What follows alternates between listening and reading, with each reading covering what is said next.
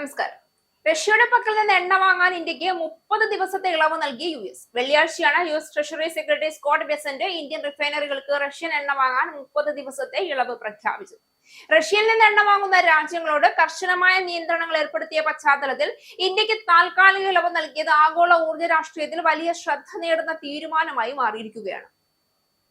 Russia യുക്രൈനെ സംഘർഷത്തിന് പിന്നാലെ പാശ്ചാത്യ രാജ്യങ്ങൾ റഷ്യക്കെതിരെ കടുത്ത സാമ്പത്തിക ഉപരോധങ്ങൾ ഏർപ്പെടുത്തിയിരുന്നു. അതിന്റെ ഭാഗമായാണ് റഷ്യൻ എണ്ണ വാങ്ങുന്നതിൽ നിന്ന് നിയന്ത്രണങ്ങളും ഉണ്ടായത്. എന്നാൽ ഊർജ്ജ ആവശ്യകതയും സാമ്പത്തിക യാഥാർത്ഥ്യങ്ങളും പരിഗണിച്ച് ഇന്ത്യക്ക് താൽക്കാലിക ഇളവ് നൽകിയത് ശ്രദ്ധേയമാണ്. ലോകത്തിലെ പ്രധാന ഊർജ്ജ ഉപഭോക്താക്കളിൽ ഒന്നായ ഇന്ത്യക്ക് കുറഞ്ഞ വിലയിൽ ലഭിക്കുന്ന റഷ്യൻ എണ്ണ വലിയ സാമ്പത്തിക പ്രാധാന്യമുള്ളതാണ്.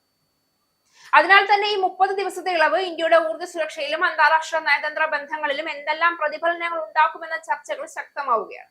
മാർച്ച് 5, 2026 മുതൽ കപ്പലുകളിൽ കയറ്റിയ റഷ്യൻ അസംസ്കൃത എണ്ണയുടെയും പെട്രോളിയം ഉൽപ്പന്നങ്ങളുടെയും വിതരണവും വിൽപ്പനയും ഇന്ത്യയിലേക്ക് അനുവദിക്കുന്നതുമായി ബന്ധപ്പെട്ട ലൈസൻസ് പുറത്തിറക്കിയതായി ട്രഷറി ഡിപ്പാർട്ട്മെന്റിന്റെ office of foreign asset control പ്രസ്താവനയിൽ പറഞ്ഞു.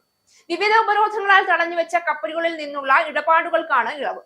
2026 ഏപ്രിൽ 3 വരെയാണ് ഇളവ് അനുവദിച്ചതെന്ന് പ്രസ്താവനയിൽ വ്യക്തമാക്കും.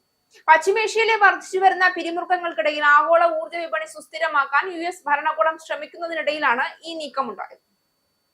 ഉഭയകക്ഷി ബന്ധത്തിന്റെ പ്രാധാന്യം എടുത്തു പറഞ്ഞുകൊണ്ട് സെക്രട്ടറി ബെസന്റ് ഇന്ത്യ US-ൽ നിന്ന് ആവശ്യ പങ്കാളിയാണെന്ന് വിശേഷിപ്പിച്ചു.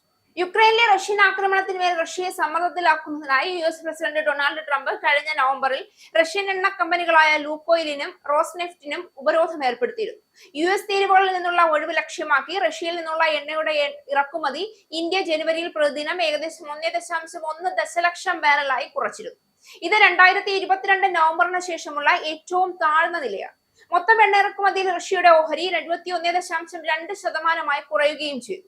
അതേസമയം ഫെബ്രുവരിയിലെ എണ്ണ ഇറക്കുമതി ഏകദേശം 30% ഉയർന്നതായും റിപ്പോർട്ടുകളുണ്ട്. ഗൾഫിലെ പ്രധാന എണ്ണപ്പാടങ്ങളിൽ തുടർച്ചയായി നടക്കുന്ന ആക്രമണങ്ങൾ മധ്യേഷ്യയിലുടനീളം എണ്ണ ഉൽപാദനത്തെ ബാധിച്ചു കഴിഞ്ഞു. ലോകത്തിലെ 20% എണ്ണ വിതരണം കൈകാര്യം ചെയ്യുന്ന ഹോർമോസ് കടലിടുക്കിൽ ഇറാൻ ഏർപ്പെടുത്തിയ ഉപരോധം സ്ഥിതി കൂടുതൽ വഷളാക്കി. സൗദി അരാംകോയുടെ റാസ് തനൂറ റിഫൈനറിയും ഇറാഖിന്റെ റുമൈല എണ്ണപ്പാടവും കഴിഞ്ഞ കുറച്ചു ദിവസങ്ങളായി ആക്രമിക്കപ്പെട്ടു. ലോകത്തിലെ പ്രധാന എണ്ണ വിതരണ യൂണിറ്റുകളാണ് ഇവ.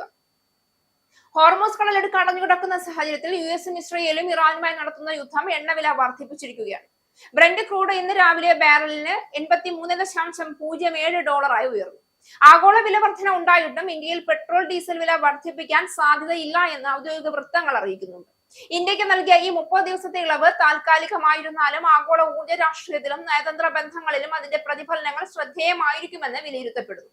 ഒരു വശത്ത് US-ഉം പാശ്ചാത്യ രാജ്യങ്ങളും റഷ്യക്കെതിരായ സാമ്പത്തിക സമ്മർദ്ദം തുടരാൻ ശ്രമിക്കുമ്പോൾ മറുവശത്ത് ഇന്ത്യ പോലുള്ള വലിയ ഊർജ്ജ ഉപഭോക്താക്കളുടെ ആവശ്യകതയും പരിഗണിക്കേണ്ട സാഹചര്യമുണ്ട്.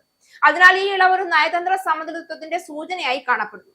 ഇന്ത്യയുടെ ഊർജ്ജ സുരക്ഷയും സാമ്പത്തിക സ്ഥിരതയും ഉറപ്പാക്കുന്നതിൽ റഷ്യൻ എണ്ണയ്ക്ക് ഇപ്പോഴും നിർണായക പങ്കുണ്ടെന്ന് ഈ തീരുമാനം വീണ്ടും വ്യക്തമാക്കുന്നു. എന്നാൽ ഇളവിന്റെ കാലാവധി കഴിഞ്ഞതിനു ശേഷം ഇന്ത്യ എങ്ങനെ മുന്നോട്ട് പോകുമെന്നതാണ് പ്രധാന ചോദ്യം. ആഗോള രാഷ്ട്രീയ സമ്മർദ്ദങ്ങൾക്കും ആഭ്യന്തര ഊർജ്ജ ആവശ്യങ്ങൾക്കുമിടയിൽ ഇന്ത്യ എങ്ങനെ ബാലൻസ് കണ്ടെത്തുമെന്നത് അടുത്ത കാലത്തെ ഊർജ്ജ നയതന്ത്രത്തിന്റെ പ്രധാന വിഷയമായി തുടരാൻ സാധ്യതയുണ്ട്.